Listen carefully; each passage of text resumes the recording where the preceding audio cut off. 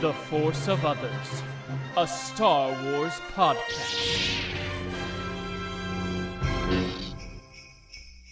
Hello there, and welcome to The Force of Others. I'm Matt Beutner.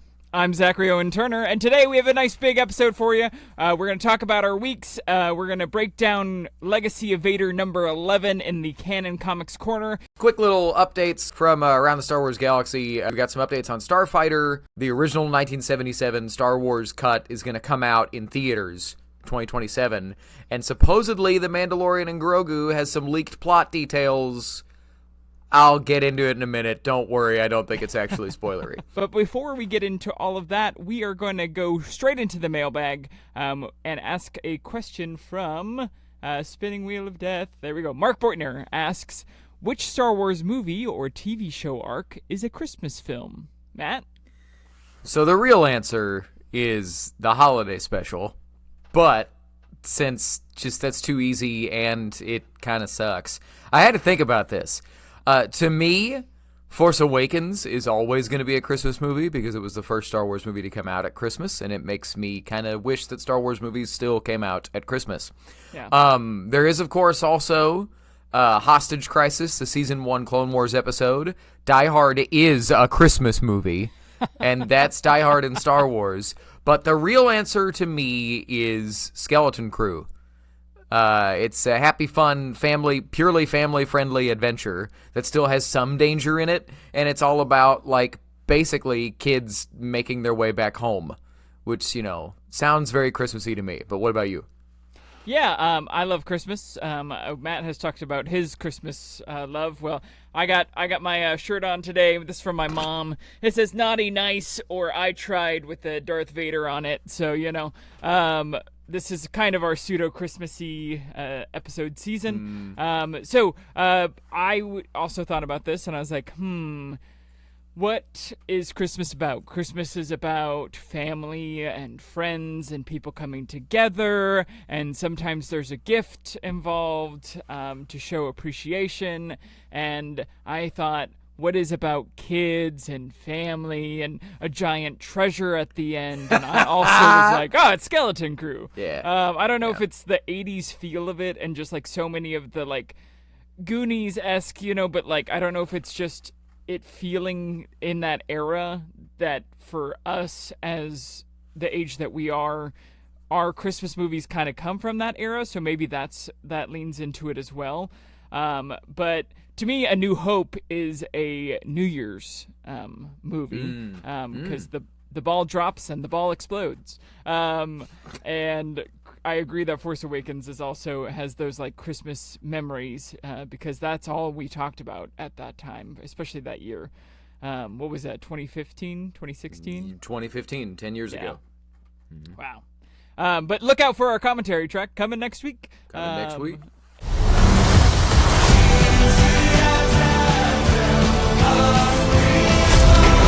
A crew of murderous pirates is coming.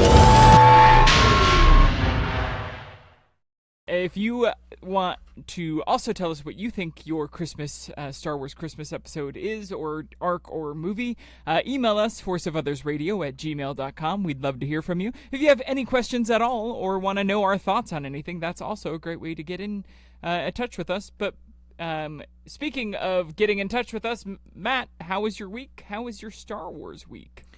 Busy week. Busy week.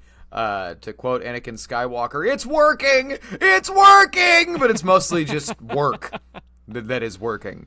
Just working at the Granbury Theater Company. Matilda Jr. has come and gone, and then we went straight into prep for Christmas Carol that I've talked about on the show before, but I wrote the adaptation and directed it, and so that tech week wasn't stressful, but it was, I guess it wasn't like insane, but it was a lot.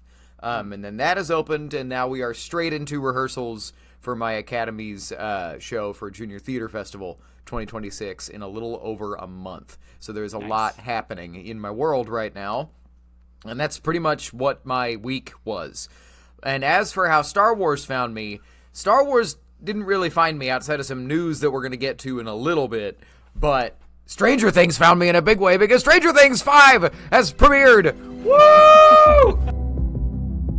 And there is a Star Wars connection because Sean Levy, director of the upcoming Starfighter, 2 years from now, is directing the episode that comes out. It's the first episode of Stranger Things Season 5, Volume 2, which comes out on Christmas Day. But I just wanted to give a super quick, pseudo-spoiler-free review of Stranger Things Season 5, Part 1. Have you seen it, Zach? I haven't. I don't have access to the Netflix right now, so I don't have a way to watch it. So. Oh, no. Well, I would give you my password, but I don't think Netflix lets you do that anymore.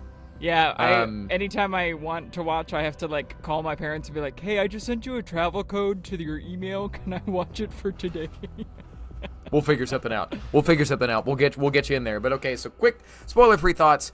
I think it's very clear that we're going. This is not a plot spoiler. We're going time travel. Time travel is happening. Time travel is for sure happening. They have not said that it's happening, but every time their teacher explains anything, be it like mind control or oh my gosh, I'm forgetting all the other times. But whenever Mr. Clark explains something in class, that directly ties into what's happening. And he was talking about Einstein-Rosen bridges. And it's like, okay, so time travel. The kids are reading A Wrinkle in Time. There's, and I'm forgetting now, but there's so many things. The game that the new character Derek is playing, the video game, it's not Dungeons and Dragons, it's Ghosts and Goblins or something like that. And that is an 80s video game that when you get to the end, it sends you back to the beginning. So that you go all the way through the game to get to the real ending. So, all that to say, we're going time travel. It's pretty straightforward. But just other thoughts on it. I love it. It's dope. I think it's really, really funny that there are 13 and 14-year-olds clearly playing characters that are supposed to be 9 and 10. And They're not 13 and 14, Matt. They're in their 20s. Yeah, Zach, now. I'm talking about how there's characters that are 9 and 10 being played by 13 and 14-year-olds because the 15-year-olds are being played by, 20 and 25-year-olds. That's what I was saying. Okay, gotcha. So I think it's funny that they aged up the younger kids because there's early to mid-20-year-old actors playing people that supposedly haven't gotten driver's licenses yet, which I think is hilarious. But then, last thing I wanted to say about Stranger Things, a lot of people saw this on social media, but I wanted to draw attention to it. The teacher of kind of the new wave of younger kids that are on the show right now, the 9 and 10-year-olds, the Duffer Brothers cast their high school theater teacher as that character. Cool. And Hope Hines Love is the performer's name, and they talked about how she was kind of the first person that made them feel confident in themselves. And I really thought it was adorable that then in the last season of their show, they're able to get her in there as the teacher of the next generation, which I thought was awesome. But I have talked enough. Zach, how was your week, and how was your Star Wars Stranger Things this week?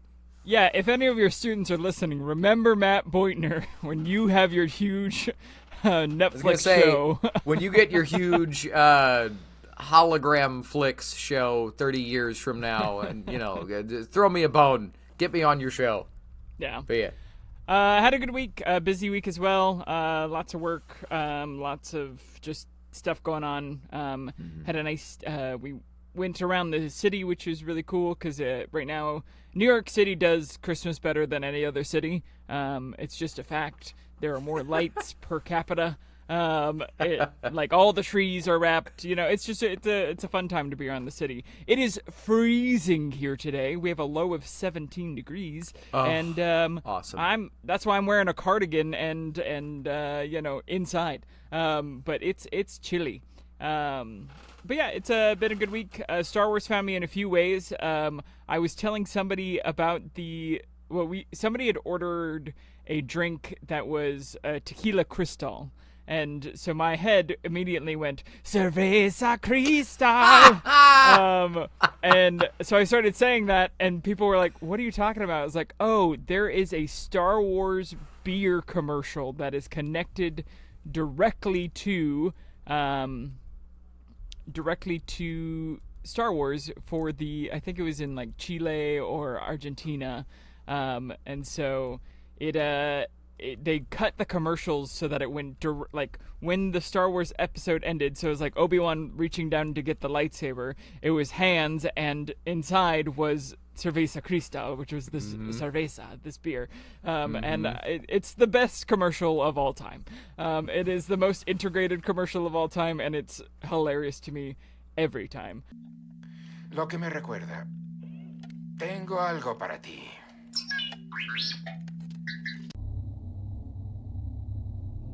Cerveza Cristal. Cerveza Cristal. The other way it found me was Kai had a dream. I don't know if she wants me to say this, but I'm gonna say it anyway.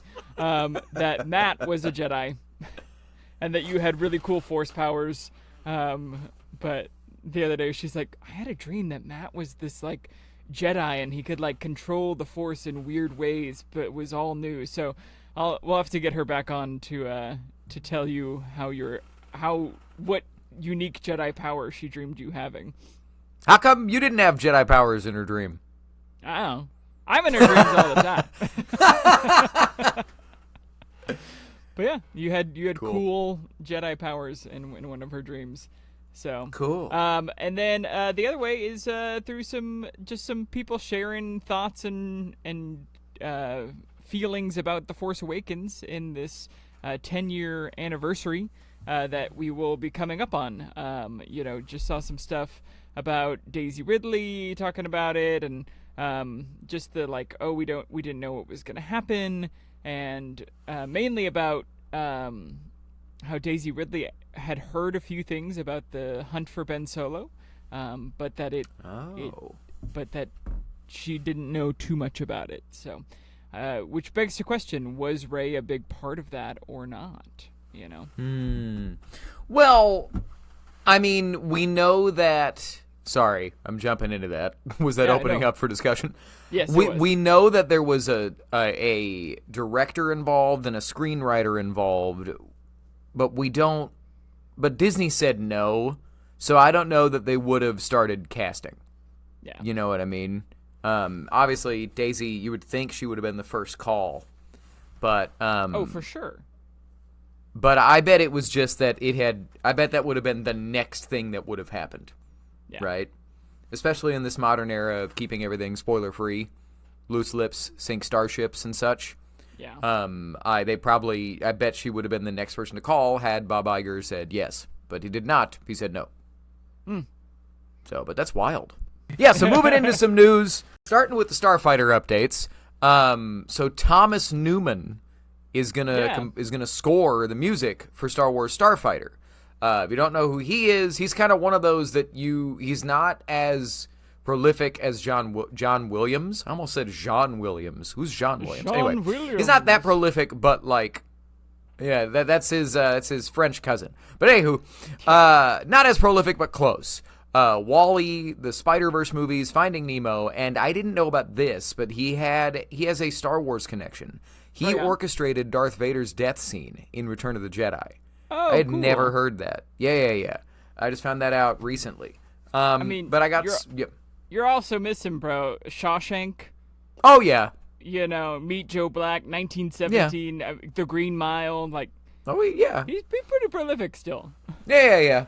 I went for more of the popcorny ones. Yeah. That, but yeah, no, I guess what I mean is that, he's not as, he's just not as well known as a John Williams, but, film nerds like us are like, oh, yeah, cool. He's done a ton of Pixar. I think he also did Toy Story, didn't he? That, I think that was Randy Newman. That's Randy Newman, I think it was his brother. Yeah. Well, you got a friend in me. All right, my brother's doing Star Wars now.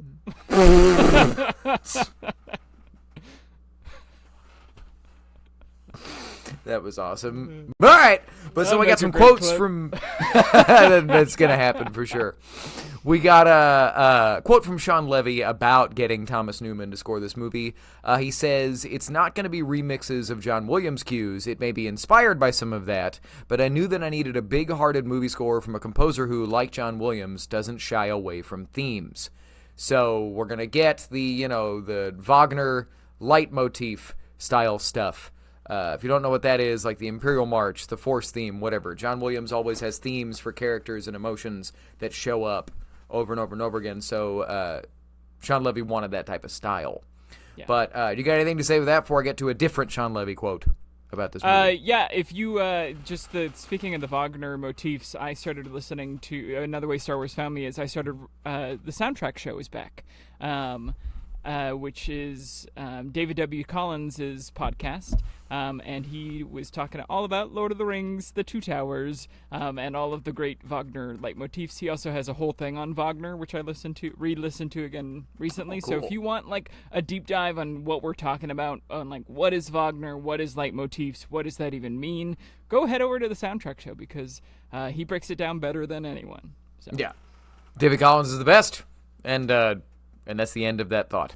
But another quote, just Sean Levy is making all the interview tours right now because he's one of the Stranger Things people, and every time he sits down with anybody, they're going to ask him about Star Wars because he's making a Star Wars movie.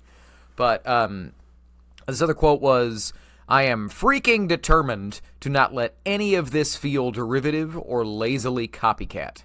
Kathleen Kennedy told me, quote, "Make it original. You pick the writer, you pick the story, just make it feel like a Sean Levy movie. Make it warm-hearted and fun and built for audience delight." Zach, Yay. thoughts on that? I mean, that's what I want out of a Star Wars movie, you know?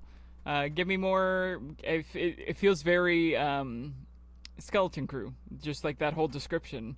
But yeah, no, I mean, if I can get a shred of real steel in space, like, I'm happy. That's one of my all-time favorite... like genre movies, just because it has so much heart in it. And it is it the best movie ever? No, but man, is it just, it's one that if it's on the TV, I will sit down and watch it. You know, it's a what do they call that? A remote drop, where you're like, oh, this is on. I'm gonna drop the remote as I scroll through. But Yeah. Well, and it's funny. Just speaking of, well, not speaking of anything, that's going away. People don't remote surf. drop? Yeah.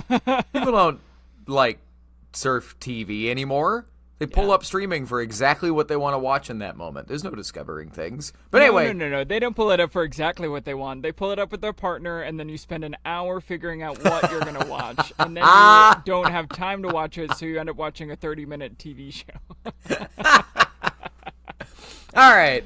Well, so this isn't a remote drop, but this is a jaw drop, what we're transitioning to next. This is something that I literally never thought would ever happen because of things that George Lucas has said about it and things that Lucasfilm has said about it going back to when Zach and I were kids. But the original cut of Star Wars from 1977 is returning to theaters for the 50th anniversary.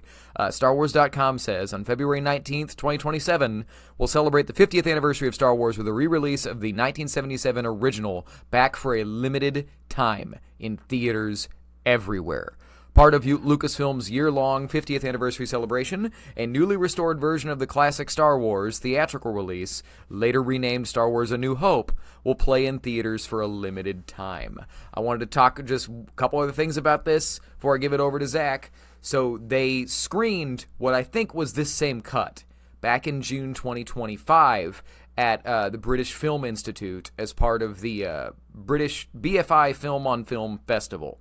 It was the first public screening of an original 77 print in decades, and it was introduced by Kathy Kennedy to confirm that, like, it's legal and this happened.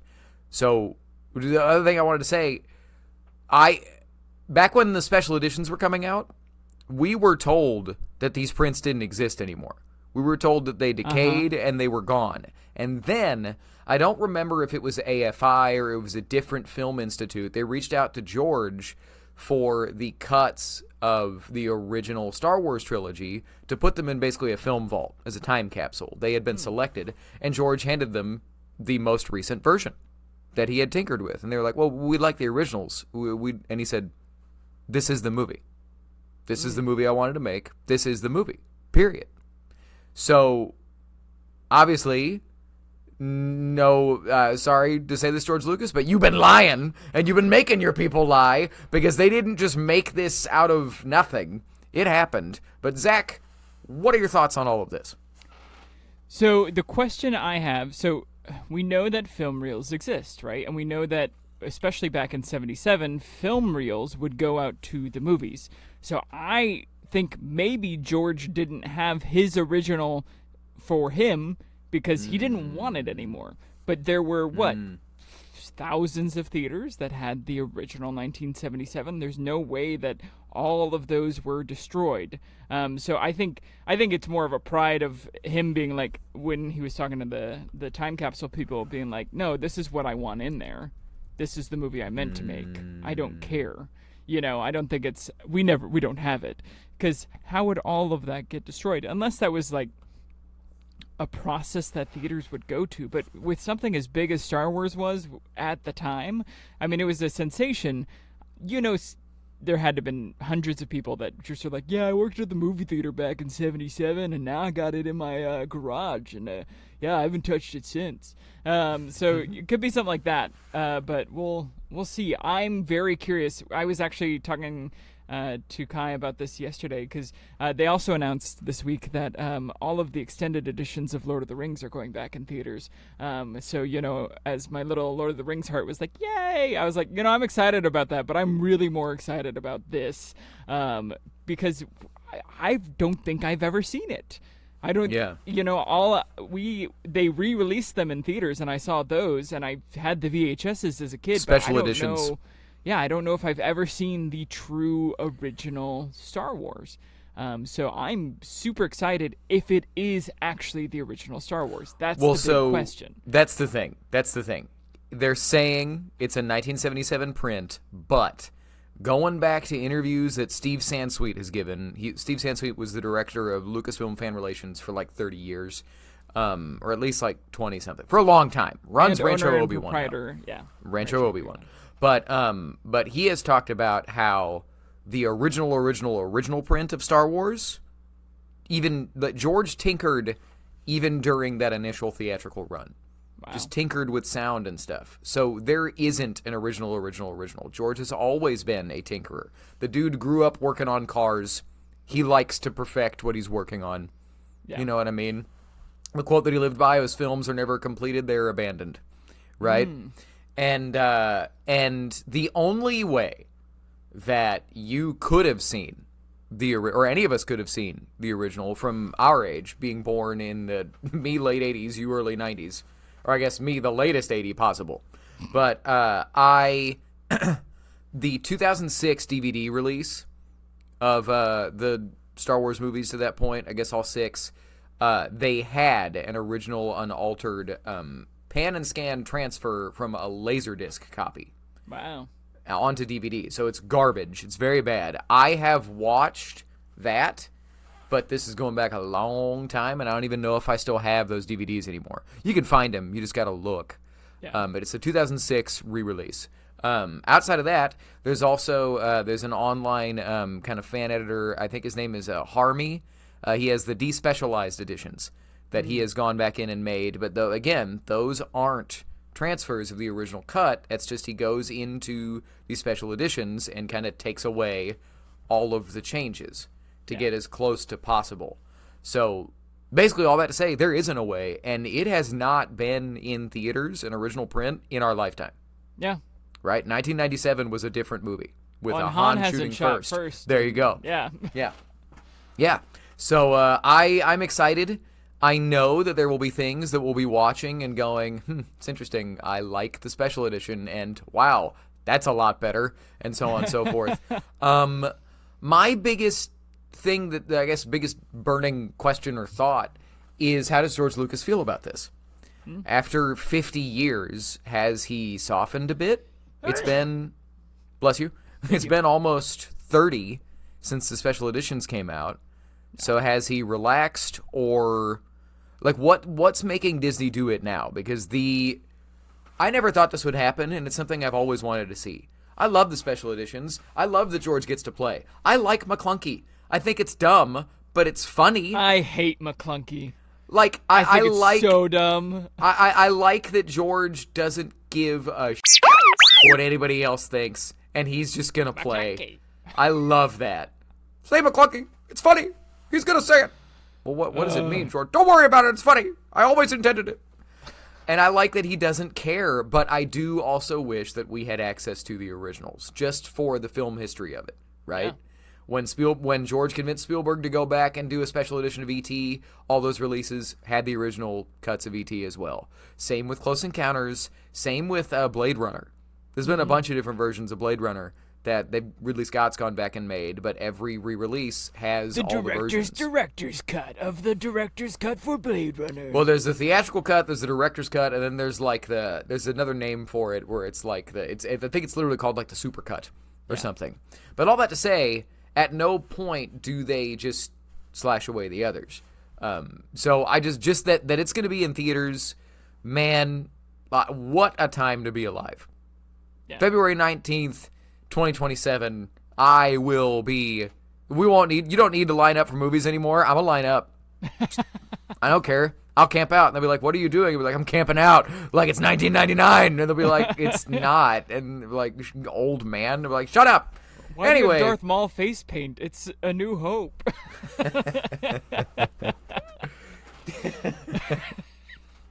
Yeah, I got nothing to say. But speaking of movies we don't need to camp out for, but we're ready to. There's a Star Wars movie that's coming before Starfighter. There's a Star Wars movie that's coming to theaters before the re-release of Star Wars, The Mandalorian and Grogu. We are, how many months away are we right now?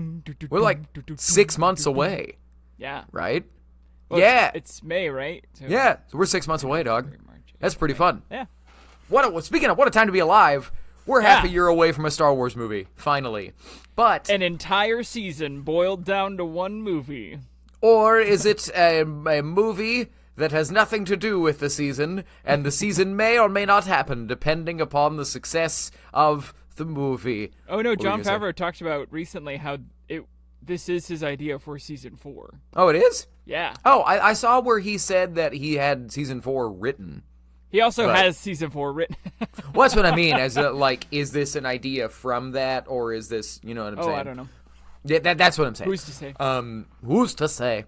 But yeah, that stuff we'll get into a whole other thing all the time. But as to the task at hand, I think there are Mandalorian and Grogu leaked plot details. Oh. I also do not think that's what this is. Take this with the biggest grain of whatever kinds of salt they have in the galaxy far, far away, because I don't think this is legit. This is a plot synopsis, or like it reads like something you'd find on the back of like a Lego box or something back in the day. Should we do possible spoilers here?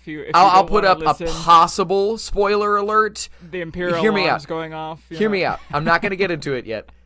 So take this with a grain of salt, like I said. These plot details were written out on a German Blu-ray listing website. Oh, yeah. On top of that, this sounds like wonky fan fiction, so I don't think this is real at all. I don't think there is a shred of credibility to this, and I will pour my drink on my face immediately after walking out of the theater on May whatever next year, if this is actually what this movie is. So that being said, here comes a spoiler alert, and skip ahead to the next thing in the doobly-doo below if you don't want to hear this, but I'm going to read it now. The Empire has been defeated, and the remnants of its force scattered to the far corners of the galaxy. Yet some of the former commanders of this dark era still cling to their powers and have since become dangerous warlords who continually challenge the peace upheld by the New Republic.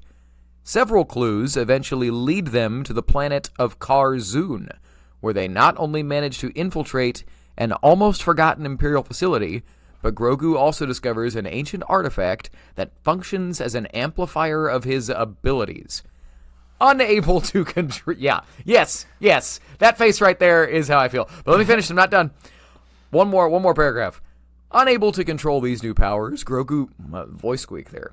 Unable to control these new powers, Grogu becomes the target of Imperial agents who begin preparing a coordinated assault on the New Republic, seeing in the small being their opportunity to destroy the enemies of the Empire in a single strike.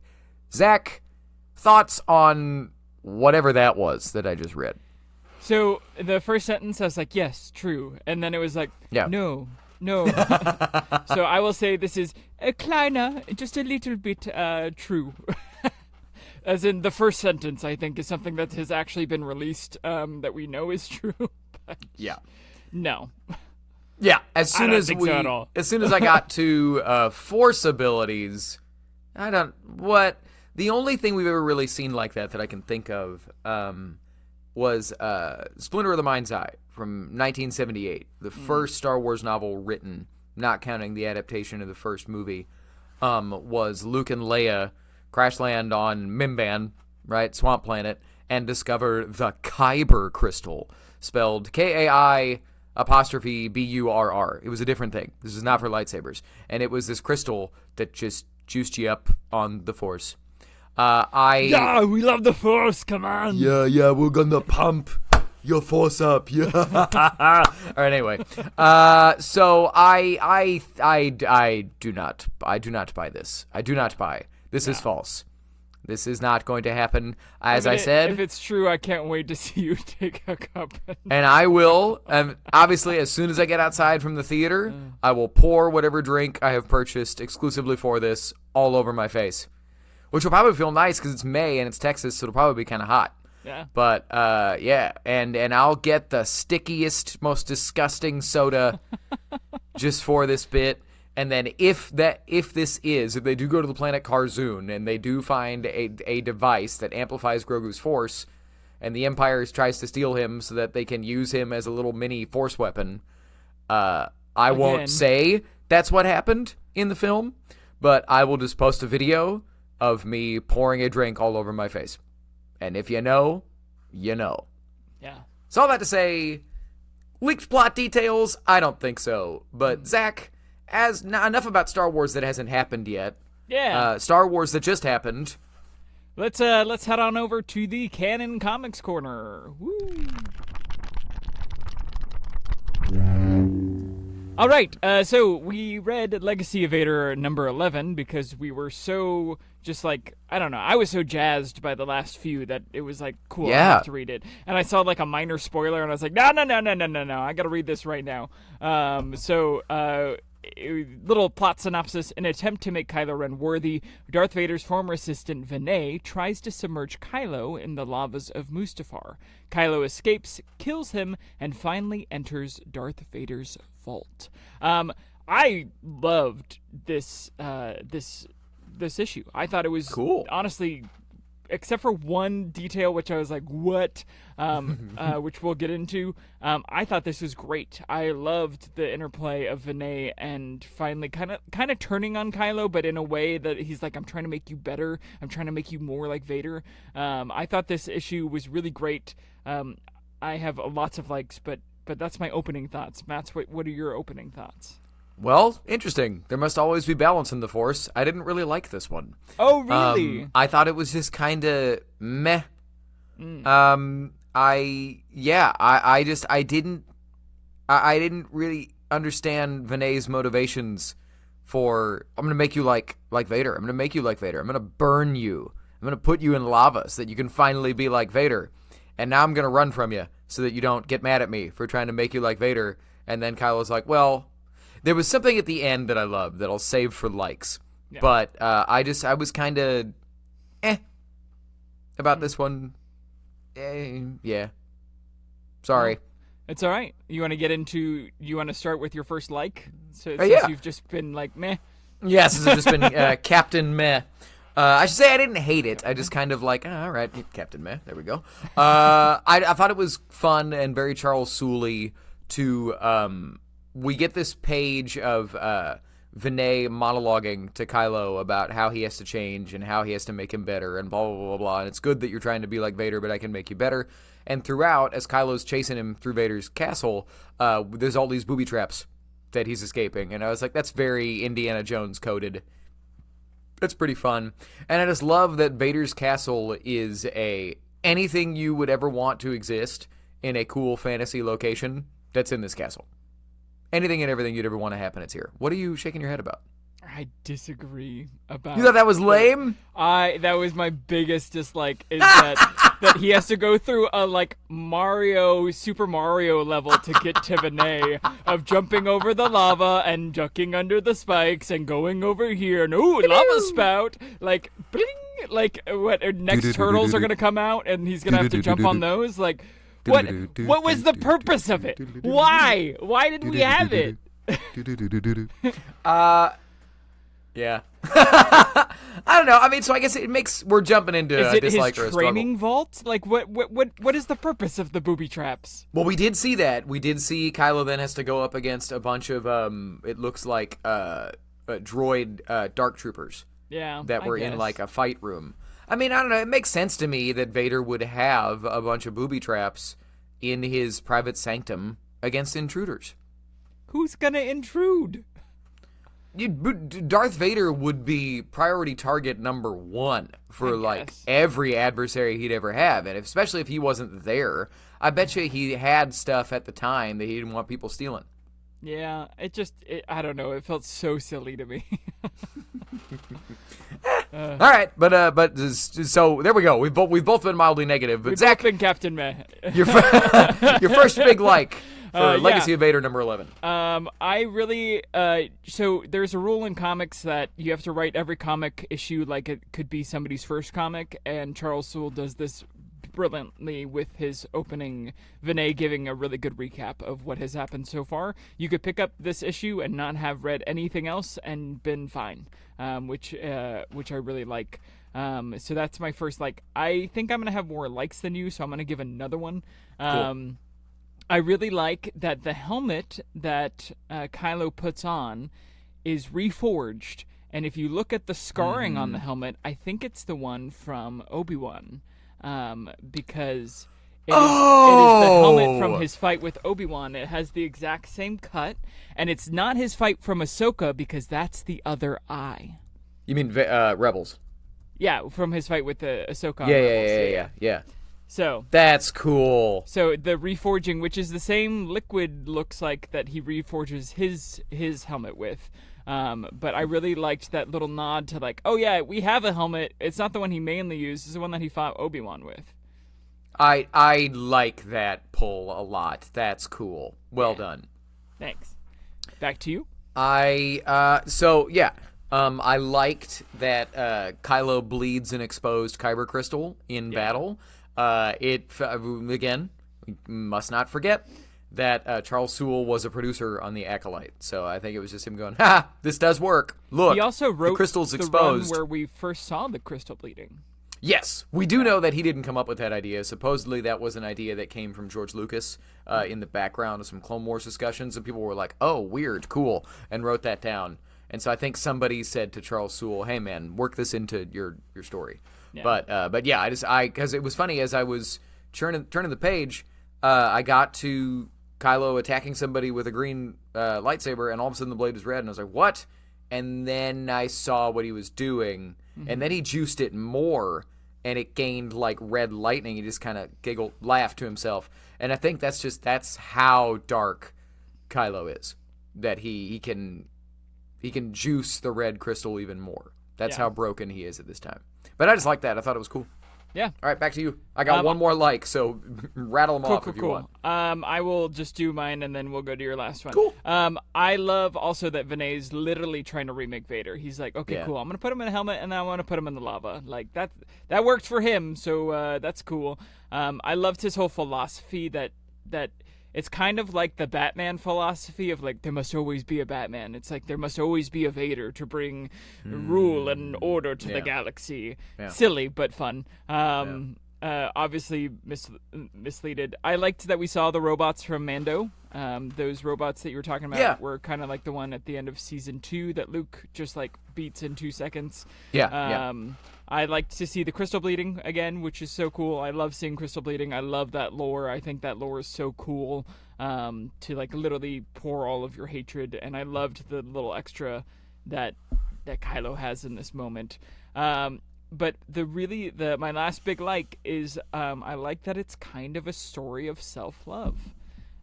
Yes. Kylo says, "I am already everything I needed to be."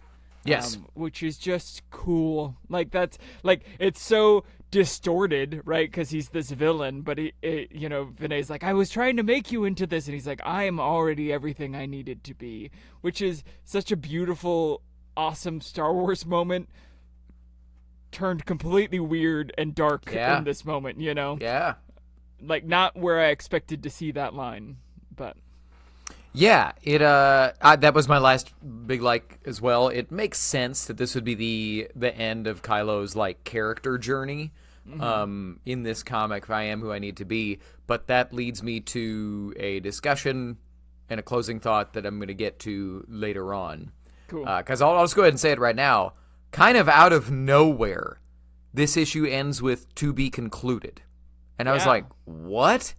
Out of nowhere. But that makes a lot of sense to me, but we'll get there. But moving into dislikes or struggles, we like leading with our positives, but then trying to kind of voice and maybe help each other out with the things that we didn't necessarily like. But you go first.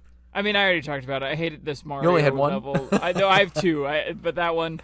But Matt, what's Mario's favorite type of overalls? What's Mario's favorite type of overalls? Uh-huh. I don't know, man. Denim. God.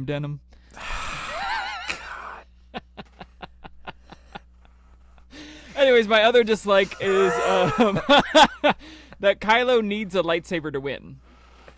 What? Against the 4 droids.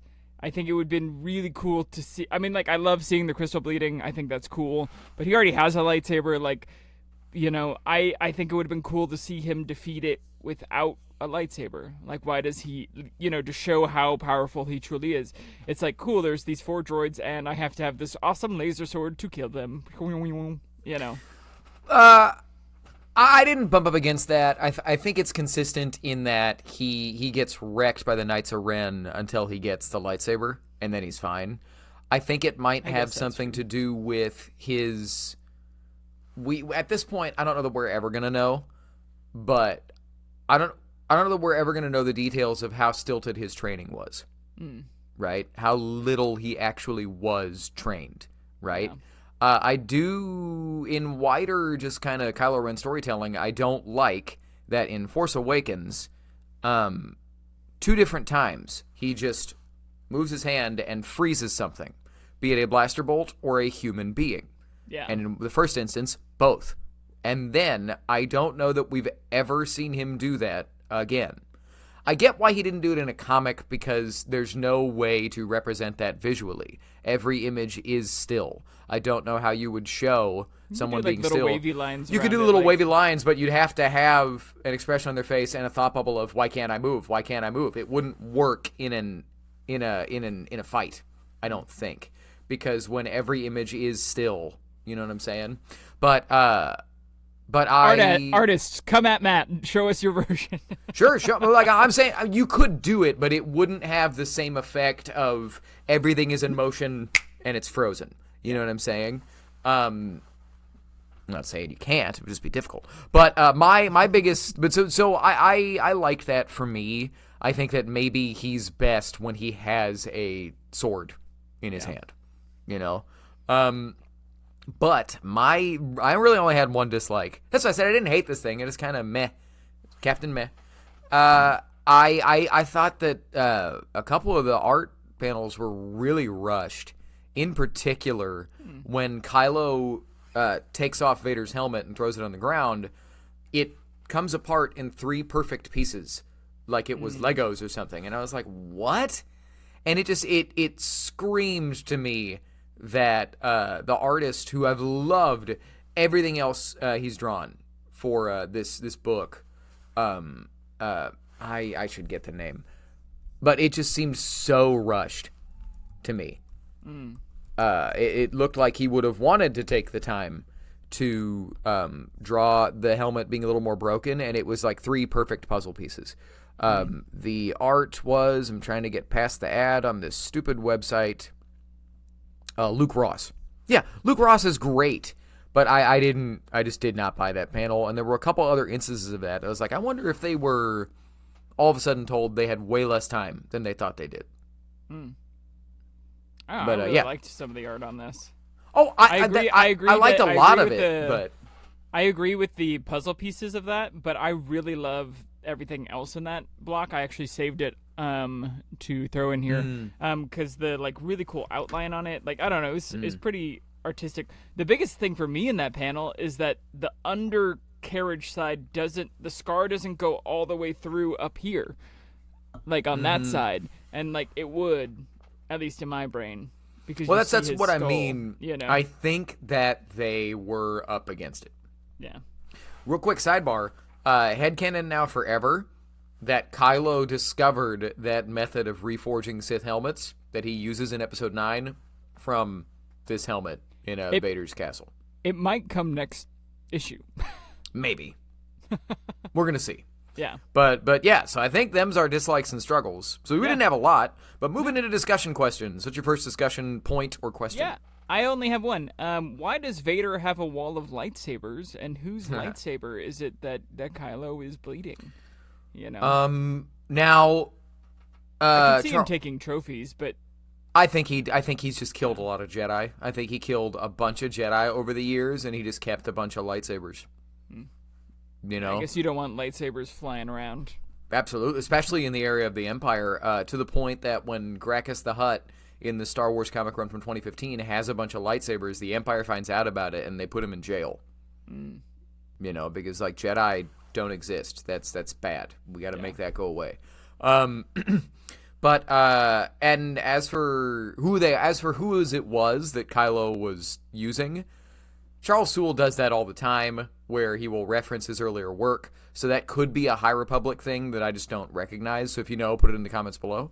Yeah. Or it's a lightsaber that we'll see 5 years from now, wielded by somebody at some point. Like, oh, cool, weird exposed crystal.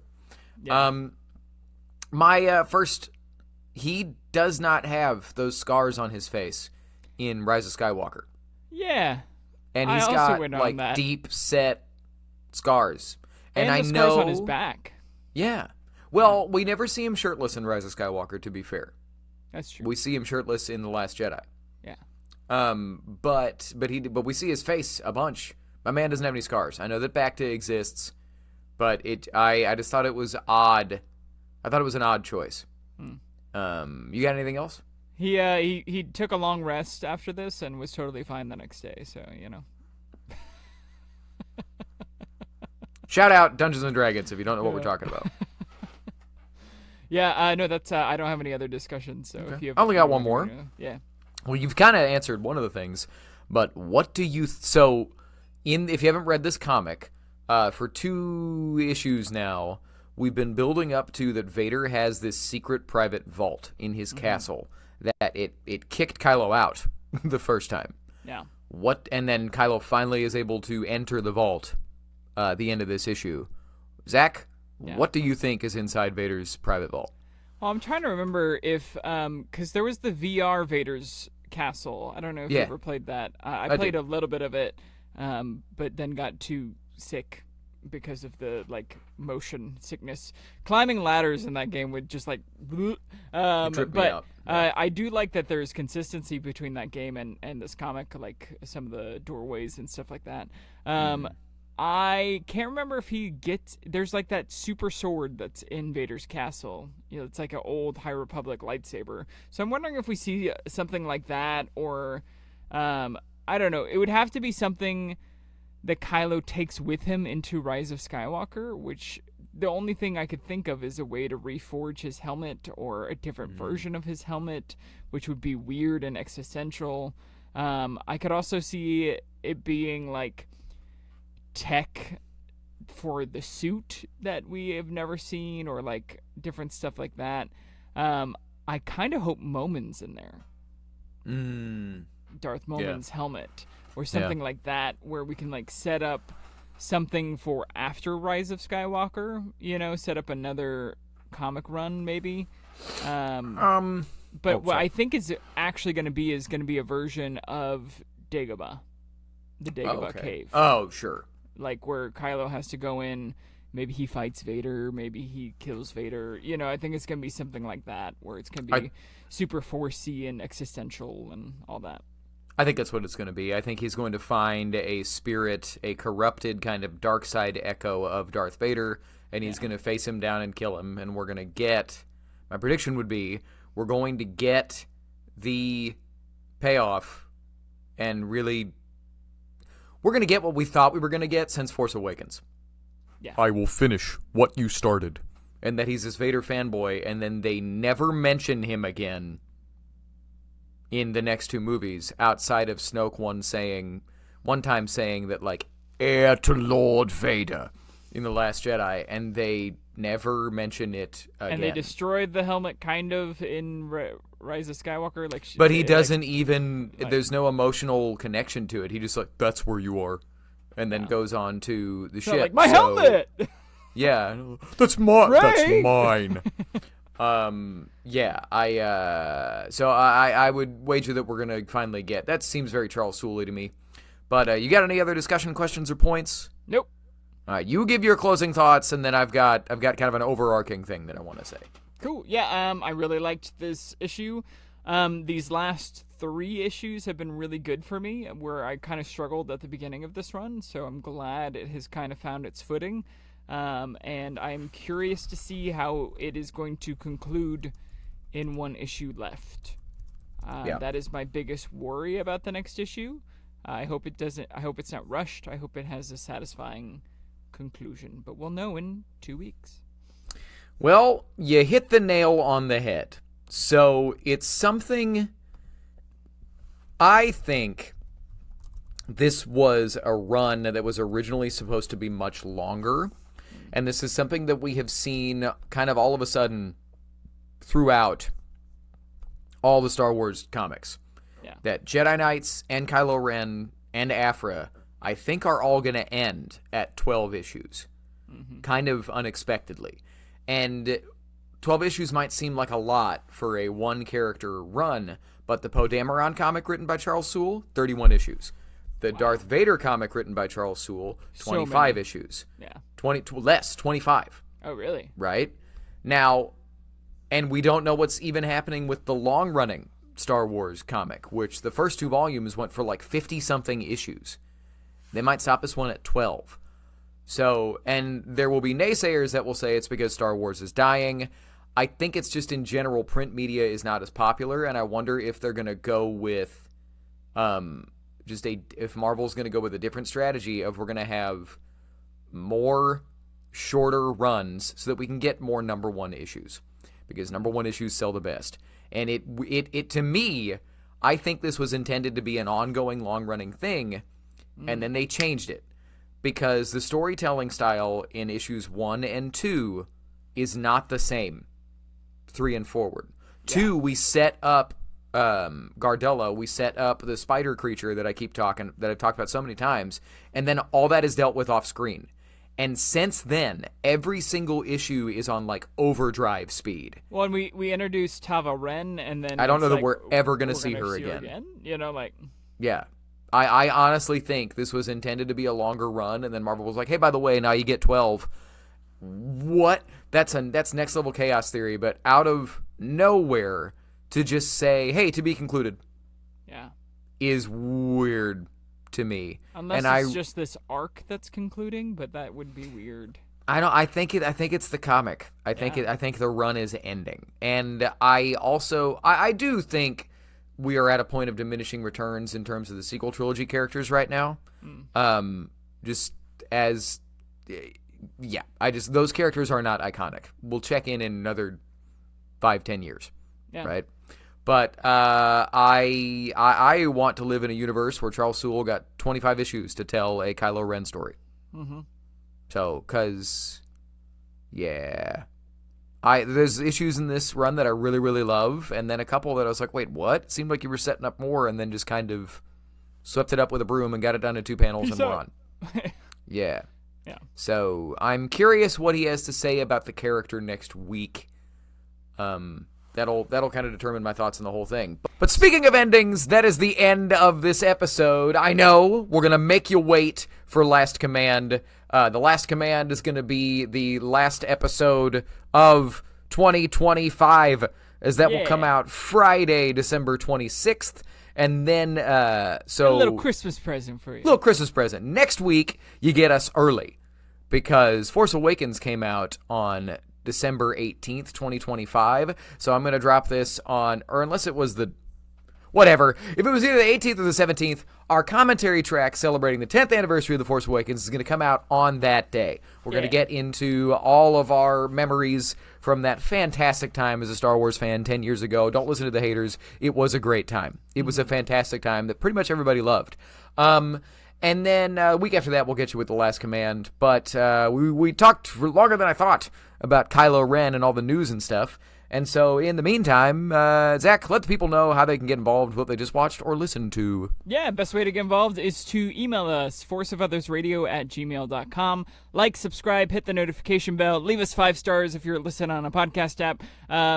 Comment, just reach out. We are the Force of Others. We want to hear from you, not just us. We have some interviews that are coming at the beginning of the new year.